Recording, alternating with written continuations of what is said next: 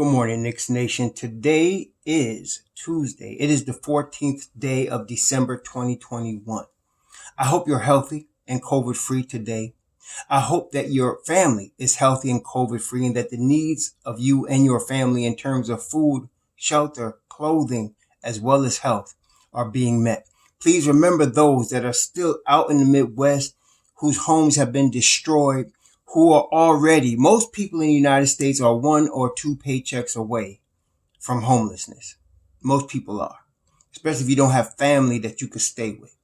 So when a disaster hits that destroys a home and people are already 1 or 2 paychecks away from homelessness, they have nothing. Oftentimes you see people whose relatives died suddenly having to GoFundMe pages because they don't have the money to bury them. This is the state of the world that we're in right now. So please remember those people that tornado struck and destroyed their whole town. Many people in the Midwest, in Kentucky, and other states that are suffering from that. Blessings upon those that work in the healthcare field, trying to save lives. Blessings upon those also that pick up garbage for us to keep our streets and our sidewalks clean.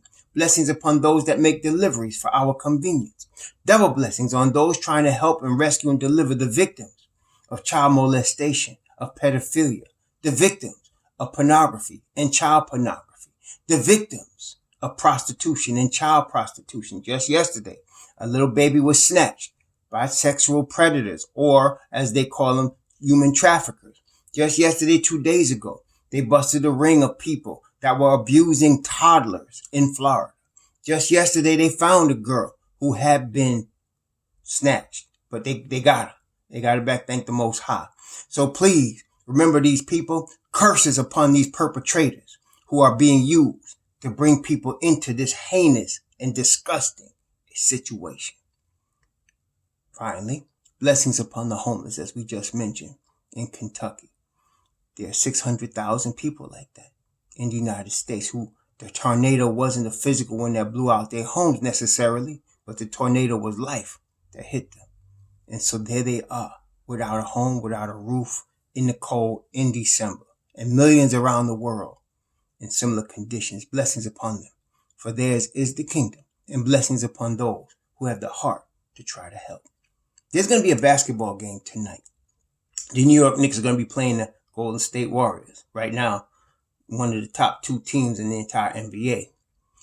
Stephen Curry, who always shows out at Madison Square Garden, is going to be looking to break, to get ahead of Ray Allen on the 3-point list. We just found out today that not only is R.J. Barrett still out, not only is Obi Toppin still out for health and safety protocols, but now Quentin Grimes is not going to be able to play health and safety protocols. I'm feeling that this might go through the whole Knicks team. It's been doing it to every team. And then now it's apparently our turn. But I want to show you the silver lining. It's always darkest before the dawn. And we are going through it right now. And so can only really get better. The Knicks do have talent. They are a good team. They just need to put it all together. Right now, as we can see, there's a lot of problems, a lot of issues. Issues with rotation, issues with defense, issues with Julius Randle, issues all over the place. But I believe the Knicks are going to improve. They're going to get better. They're going to put it together. Part of that is the big news that's circulating around Knicks Nation today, yesterday, and that is the possibility, as Shams reported, that the New York Knicks are interested in trading for Ben Simmons. A lot of talk been about that. I was just with Jay Ellis and Ryan G last night talking about it on Nick of Time TV, and I want to discuss it today. There are several things I want to address with regard to Ben Simmons. There's pluses and minuses everybody brings up about Ben Simmons, but I want to dispel some things that are just overhyped. Because what happens in sports, and especially in big markets like New York, but in the media especially, is hype overgoes on the positive and it overgoes on the negative, and the reality is really somewhere in between. With regard to Ben Simmons, the facts are Ben Simmons is a multiple-time All-Star. He is runner-up last year for Defensive Player of the Year. He has been on all NBA defensive teams. He is only 25 years old. Okay? No, he can't shoot a foul shot and he can't shoot a jump shot, but he is unstoppable getting into the paint. he is one of the top, as far as the point guard position, defenders in the NBA. Top 2 or 3 in the NBA at the point guard position and on the defensive end. He can change a team's trajectory like he did with Philadelphia. And so all of that is there. I would like to see people stop projecting what he should be and is not and look at what he is. Okay, what he is. What he is as he is right now, he brings the Knicks to the next level. Okay, he does. And so on the negative side, people keep saying about, oh, he can't handle the Philadelphia media. That is BS. What he really couldn't handle, if you were paying attention, if you actually saw the situation and listened to what Doc Rivers, Joel Embiid were saying, he couldn't handle his own team and his own coach throwing him under the bus in front of the world. That's what he couldn't handle. He couldn't handle everybody being down on him in his lowest confidence point. It had nothing to do with the Philadelphia fans. He had been playing there for 4 seasons, and I told you his accolades already. So it wasn't like he couldn't handle Philadelphia. Let's contrast that with Tom Thibodeau, New York Knicks. I've had people almost every day telling me, Tom Thibodeau needs to get in Julius Randle. He needs to sit Julius Randle down and do this. He needs to tell Julius Randle that. And I'm telling you, he's already doing it. He's just not doing it publicly in front of everybody. The closest thing we got to him calling out somebody is when he says turnover is killing us. And everybody knows the turnovers come from Julius Randle. Or when he says to RJ, he just needs to get back in the gym and work. And he wasn't trying to down RJ. He motivated him because following game, his RJ stat line, since he has been called out like that, or since that was so-called called out, he has had 32 points, 19 points, and 19 points in the 3 games since that quotation. So the motivation obviously worked. Okay. That's what the Knicks do. You never hear the Knicks throwing their own players under the bus. You never, in fact, one time they asked Mitchell Robinson, what did Tom Thibodeau? He said, I'm going to leave what's in the locker room. I'm not going to repeat what was said in the locker room because they keep it in the family. That's a part of a new culture. That's the problem in Philadelphia. Not only that, if you really remember correctly, at the end of the series against Atlanta, Ben Simmons made it plain. I am not playing for Philadelphia again. I'm not putting on the uniform. And it wasn't the fans. It was the organization. It was the coach. It was Embiid. They've been beefing for a couple of years, Embiid and Simmons. Now, I'm not saying Simmons is no angel. No, he's not. He needs a lot of help, but he's a kid. He just turned 25. Like a few years ago, when Kobe Bryant was 21. It's a long time ago, actually. When Kobe Bryant was 21, he turned 21. He had got a new big contract with the Lakers. They were winning championships. And he was 21 years old. And he went to Colorado for rehab on a knee that he had gotten scoped. And while he was there, he had sex with one of the attendants at the hotel he stayed with. She actually was trying to come on to Kobe, and there was a trap. And he had sex with her, and she claimed he raped her. Of course, later was found out he didn't rape her. But the point I'm making is, I remember at that time in my office, people was downing Kobe, he's such a slime, blah, blah, blah. Some of the guys that were downing him were at that time having affairs on their own wives. To show you the hypocrisy. And not only that, I asked the question to them one day. I said, look, were you ever 19, 20, 21 in America? Did you like girls? And suppose you're 19, 20, 21. Think of yourself and you got 20 million in your pocket. Everybody knows it, and every flavor you ever dreamt about is coming at you. What would you do? See, people don't think like that. Ben Simmons got this big contract. He's 24 years there, 23, 24. Okay? He's young. Yeah, he need to mature. Yes, he does. But that comes with time. And let me tell you, he's had time to think now. He's not coming back to Philly. That's out. He's not. And that's what this is all about. People tripping because he told them in the spring, I'm not coming back. I'm not wearing uniform. The teammates was getting ready to come out to California and visit me. He said, don't bother. I'm not coming. I'm not coming back. And again, I see a legitimate beef. Doc Rivers you don't call your player out at his lowest confidence point. And Embiid don't talk about him like that. You keep that in-house, regardless of what your issues are. You keep it in-house. They failed to do that. And they lost a young player. He's not coming back there. And so we got to think of this in two sides. First of all, as I just stated, he's not going back. Philly has to trade him. Okay? He's forcing a trade. He gave them all last summer and they ignored him. And they were acting like they were trying to shop him, and they really wasn't, because they were asking for too much. See, when a player makes it known that they want out and everybody in the league knows they want out, it's only a matter of time before they leave. And guess what? The price goes down. It's different if Philly was shopping him prior to that whole debacle. If they were shopping him last year before the trade deadline, they would have got a boatload for him. But now everybody knows he wants to leave.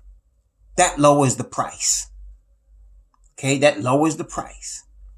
And so the teams that were mentioned, in terms of the teams that were interested in trading for him were the Knicks, the Pacers. Who else? It was the Knicks, the Pacers. It was the Minnesota Timberwolves. They mentioned the Portland Trail Blazers. Really, the only team two teams really have a shot at it, to me, maybe in a third possible. There's the Knicks, there's the Pacers, and then there's the outside chance to me that the Cleveland Cavaliers, who also were mentioned, could get. Forget New Orleans. Why? Zion Williamson's foot is not healed right. They tried to bring him back and he can't go. He's a 4. Okay. They got Brandon Ingram, who plays the 3 and the 4. And that's the one that's mentioned as the trade bait. They're not gonna mess up. The GM for New Orleans just messed up by letting Lonzo Ball sign in Chicago. What you think, he gonna trade Ingram for a possible problem with Ben Simmons? That ain't happening. New Orleans is done. No, that's not gonna happen. Okay, so you can forget New Orleans. The Lakers, they were mentioned. Forget the Lakers. Who the heck wants to pay Westbrook at age 33, $45 million when you got 25-year-old Ben Simmons? Right? And then Portland let it be known through the media, Dame Lillard is off the table. You could have CJ McCollum, who just got a collapsed lung. So that ain't happening. Okay? Minnesota, the Philly, Philly is asking for Anthony Edwards. And if I was Minnesota, I'd laugh at him too. You crazy? Right now, Minnesota is 12-15, but they've been playing ball and they have beaten Milwaukee. In Milwaukee, there's some big wins. They're 12-15, ninth in the West, but they got some big wins. Cat and Edwards are playing well together. They would probably be willing to depart with D'Angelo Russell, but what Philly want with that? Philly don't want D'Angelo Russell. Why? They got Maxey playing at $2.6 million a year, playing just as good as any point guard in the league right now. So no, they don't want, so that's out. So then you have Indiana. And Indiana's already stated they're looking to break it up. So you got basically the 3 big names available there are Miles Turner, Sabonis, and Karis LeVert. Okay, those are your big names that's available right there. I'm not even sure Brogdon's available, so that's why I didn't mention it. But those are the big names that's available. I think, if you could get Karis LeVert and Sabonis for Ben Simmons, okay, that's something they could do. So to me, that's why I say it's really us in Indiana. As far as Cleveland, I think Cleveland's going to move on from Colin Sexton. He got hurt. He's going to be back. It's not a major like ACL thing. It was MCL, but I think they're going to move on from him. Philly's not going to want Colin Sexton. They're not going to want Kevin Love, who's a part-time player at $30 million a year, past his prime, right? They're not do that. They want a top 25 player. They're not getting that. Okay. And so no, I don't see that happening either. What, they're going to take Ricky Rubio as a backup point guard for Ben Simmons? I don't think so. So really it's the Knicks in Indiana. The Knicks can offer Julius Randle. If they're talking to him now, you got to be talking about Julius Randle, because first of all, y'all got to remember the salaries have to fit, at least close. They don't have to be 100%, but they got to be within a few percentage points, a few million of each other. So you got to start with Julius Randle, who's at 19 million this year, and he's got a 15% trade kicker. So, but I'm not sure if the trade kicker comes in until next year. See, his $100 million, that don't start till next season. It's not this season.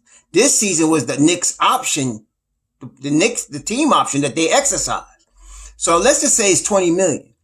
Ben Simmons is 33 million this year. So you need another 13 million. Well, you know what? You're going to throw in what? You're going to throw in some other player. You got players. You got lots of players you could throw in. If you're the Knicks, you got Nerlens Noel, you got Burks, you got a lot of guys you could throw in at that $10 million range to make up the money. Okay, they got it. If they want a young player, we got Kevin Knox, who's out of the rotation and who you know what? You're going to get some minutes tonight with Grimes out. Okay, you got Grimes out, RJ out, and Obi out. Kevin Knox is going to get minutes tonight. He's going to get a lot of minutes tonight. Okay, you may even see a Deuce sighting. But Kevin Knox, really what he's doing right now is increasing his trade value because he was out of the rotation. He's not going to be in the rotation long term unless they got rid of Julius Randle. But let's see what happens. So with regard to Ben Simmons, the Knicks have a good shot, a legitimate shot. And then let's not even talk about all the draft picks. In the next 2 seasons, the Knicks have 4 number 1s. And I can't even count how many number 2s they got. We could throw 3 number 1s and 3 number 2s at Philly and it won't even hurt us. It won't even mess with us. That's how good a position the Don has us in. Okay. So the Knicks have a good shot at getting him. So now you could send Julius Randle. Let's call it Julius Randle, Kevin Knox, Nerlens Noel. Let's call it Julius Randle, Kevin Knox, Nerlens Noel. Or let's say Julius Randle, Kevin Knox, and picks. You could do that. Because, first of all, I think of it from both sides. I think Julius fits very well in Philly. I've been telling y'all, Julius is not a number 1 option. He's not Batman. But Philly already got Batman. That's Joel Embiid. Okay? Their second option in Philly is Seth Curry. Their third option is Tobias Harris. Julius would be a third or a fourth option. And in that role, he would thrive. Because he will no way ever bring the ball up court. They would not allow him to do that. They got too many guys that would bring the ball up court. Seth Curry, Tyrese Maxey, Tobias Harris. Julius wouldn't be doing that. He'd be getting it on the low block, 1-on-1 and no double team. Because you got Embiid that can hit threes. You got Curry that can light you up from 3. And now you got Maxey as a serious threat offensively. So he would thrive in that. That would be a good spot. That's what they wanted when they signed up to get Al Horford a couple of years ago, but he's not himself anymore. He's more of a center than he is a 4. Okay. And so, but Julius can play that 4 spot. That's his natural position. And you make him a third or fourth option. He's dangerous. So now you get him and that cuts his turnovers down as well because he's not handling the ball as much. So I think Philly would go for that. Especially now Julius is 27 in his prime. Just signed a deal. You ain't got to worry about him. And he would actually be the third highest player. He's not even the highest or the second highest. Tobias Harris and Joel Embiid are the highest paid players on that team. He would be third in the pecking order. It would work out very well for him. Now, for us, first of all, our defense comes back. The problem we having right now, aside from the Evan Fournier-Kemba thing, which we already know is a problem, but aside from that, is our boy Randle is playing the worst pick and roll defense he has played in 2 years. He really is. He's playing the worst pick and roll. And if you look at the last game, look at the replay of the game we just had Sunday. Look at the replay of that game. They're constantly attacking him. Teams have scouted that. They know what's going on. They did this with, Enes Kanter a few years ago. They kept attacking him in the pick and roll because he couldn't guard the pick and roll. Julius is having the same problem right now. With all the other issues we're dealing with, to me, that's the biggest issue because he's giving up threes. Because he's getting lost and he's playing on one-man zone when he should be on somebody. And it's just an IQ thing. And that's what's going on right now. So if you traded him for Ben Simmons, our defense comes up 2 ticks right there. Cause you got a lockdown defender, a team defender, an high IQ defender. And you put around that guy, whatever you want to do. You got Obi Toppin, you got Mitchell Robinson. You put all that around him. It's going to be good to go. We good to go. Now, are we going to win the championship? No, but we're not expecting to win the championship this year. No. Can Ben Simmons get better? Yes, he can. He's 25. You got 2 more years before he gets to his prime. And he's locked up for 5 years. He ain't going nowhere. He's not going to call for another trade after he comes to New York. He's going to have a chip on his shoulder. He's going to be ready to ball. And in the immortal words of somebody who I won't name because I don't really respect his analysis, he would be box office, though. Ben Simmons would be box office. So I think this is a no-brainer to me. It's a no-brainer. I say we're catching a guy that's superstar potential at a discount before his prime. We don't, and somebody said, well, we need another guy, no. See, I happen to believe that the guys we drafted, among those guys, is a superstar in a way. We just don't know it yet. I don't know which one it is, but one of them is going to pop. That's why you have these drafts like this. You got a Deuce. You got a Jacobitis. Remember him now. You got Jericho. You got, of course, and then, of course, you got Grimes. You got IQ. You got, we still got Kevin. You got Mitchell Robinson. Somebody's going to pop. You just have to give them time to develop. And you're going to see them pop when it's playoff time. That's when the stars are born, yo. The stars are born in the playoff. You're going to see him pop. That's going to be your Batman and Robin scenario. We already got it. We just needed this guy. We thought it was Julius, but obviously it's not.